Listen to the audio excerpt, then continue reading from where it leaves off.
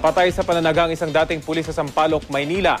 Ang salarin sa krimen isang lalaking napikon umano nang manghingi ng pera sa biktima at hindi nabigyan. Balitang hatid ni Isay Reyes. Kalunos-lunos ang sinapit ni retired SPO1 Nerio Vargas, 58 taong gulang matapos tagain ng makailang beses.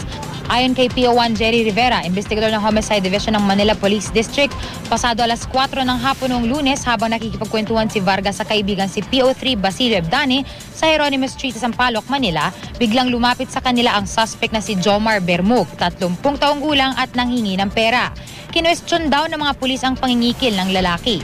Ilang sandali pa raw ay bigla na silang nagkapikunan. Umalis daw si Bermug pero makalipas ang ilang minuto, bumalik ito bit-bit ang isang 26-inch na jungle bolo.